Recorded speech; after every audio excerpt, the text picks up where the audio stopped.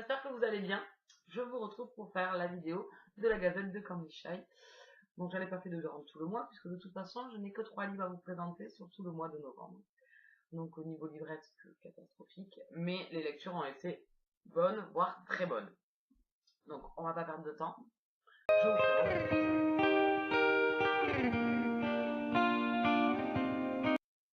Le premier que j'ai lu, c'était Nous succomber de la saga Falling de Jacinda Wilder aux éditions Michel Lafon. J'avais beaucoup aimé le tome 1. C'était très sympa, j'avais bien aimé cette romance, enfin cette double romance, puisque on a 2 histoires en une. Un amour de jeunesse à l'adolescence, entre 16 et 18 ans, et après on a une autre histoire d'amour dans le tome 1, quelques années plus tard.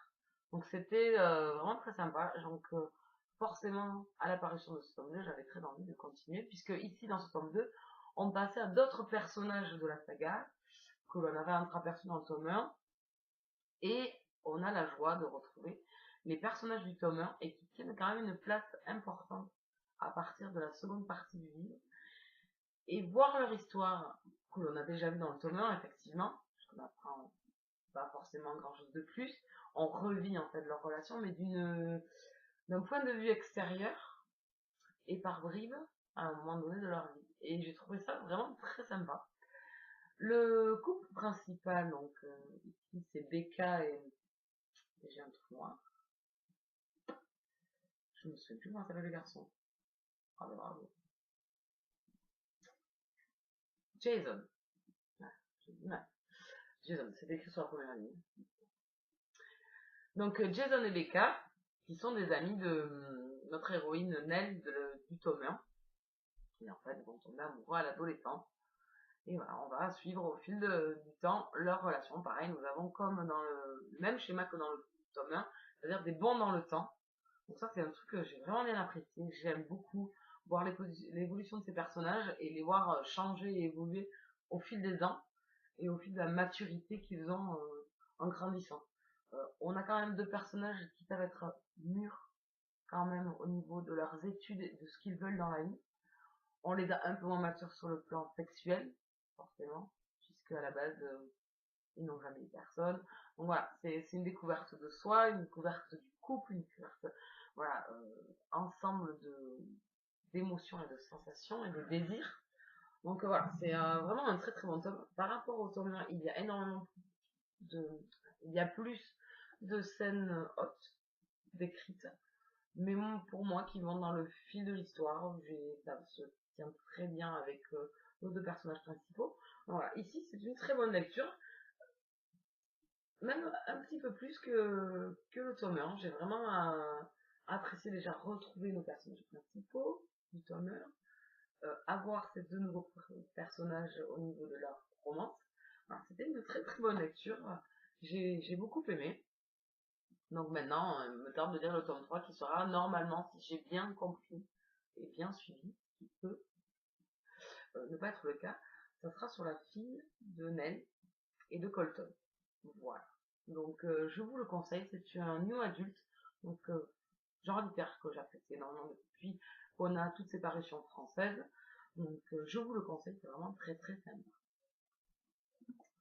Ensuite, j'ai vu...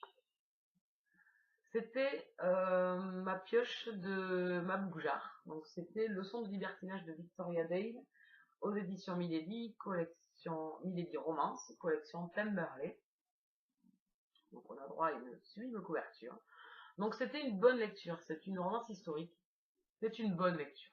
Ça ne me restera pas dans les gravés indéfiniment dans ma mémoire, mais j'ai passé un bon moment. J'ai bien aimé notre héroïne qui a pas froid aux yeux. Elle aime miser, elle aime jouer de l'argent. Voilà, elle rencontre un duc et entre eux c'est tout feu tout flamme. Et puis c'est je t'aime moi non plus et c'est je vais t'en faire baver le plus possible. Donc c'est assez rigolo. Le personnage masculin j'ai bien aimé, mais je m'en suis pas plus attachée que ça parce que le duc sur ses réactions, j'ai eu beaucoup de mal par moment. On veut faire passer cet homme-là pour un libertin alors qu'il n'en est absolument pas un. C'est plus un vieil acariâtre désagréable qu'un libertin fou, joyeux et qui change de femme comme de chemise. Voilà, donc on veut essayer de faire passer ce passé obscur qu'il a avec son présent qui n'est pas du tout le même.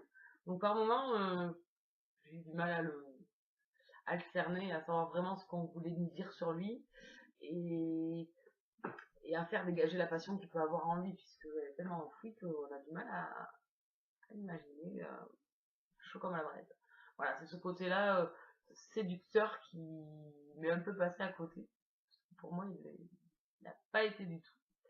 Mais le couple fonctionne très très bien, donc voilà, c'est une bonne lecture. J'ai pas encore écrit mon avis, d'ailleurs que je bouge un petit peu. Donc voilà, une romance historique sympa. Voilà, ça reste dans les bonnes lectures, je pense, lui mettre 7 sur 10. Donc, voilà.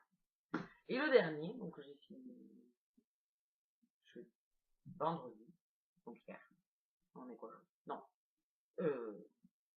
Vendredi, que j'ai fini vendredi, je vais y arriver, excusez-moi. Donc c'est Les Larmes Rouges, le tome 2 Déliquescence de Georgia Caldera aux éditions J'ai lu collection Darklight.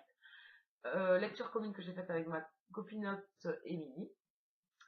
Donc voilà, c'était pour notre challenge pique et pioche, c'était la lecture commune du mois. Donc on a choisi de lire Les Larmes Rouges et pour moi c'était une très très bonne lecture.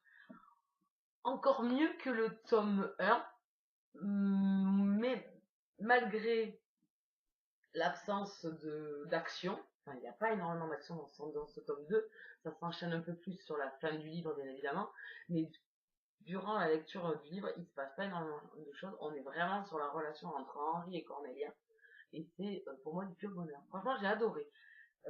Pavé comme l'autre, ça se lit super bien, mais bon forcément j'ai jamais eu trop le temps de me poser et de vraiment gober les pages, voilà, je vais partie par là par manque de temps. Mais c'est encore une bonne lecture. L'écriture de l'auteur est toujours aussi agréable. Elle a une plume, voilà, elle nous envoûte. Voilà. Comme Henri a l'art d'envoûter Cornelia, l'auteur arrive à nous envoûter, j'adore. Ici, donc j'ai énormément apprécié Henri, même s'il est énigmatique, qu'il est hyper secret, qu'il ne nous dévoile rien et tout, qu'il est énervant, agaçant, orgueilleux, etc. J'adore. Voilà, il a su me toucher par les réactions de Cornelia qui m'ont gavé. Voilà. Cornelia, je l'aurais frappée durant ma lecture. Elle m'a gavé au plus au possible.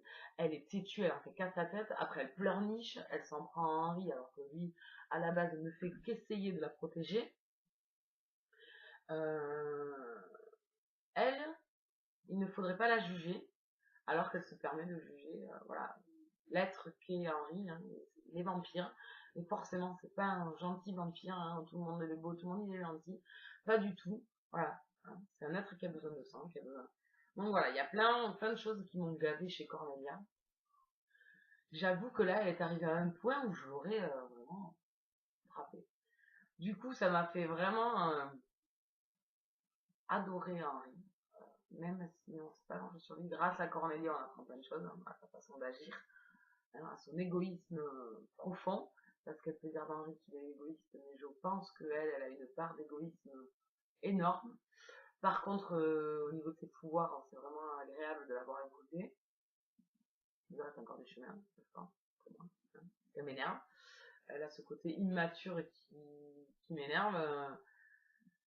Je pense qu'un vampire de 400 ans, s'il lui dit de ne pas faire quelque chose pour son bien, je pense qu'elle pourrait quand même éventuellement l'écouter.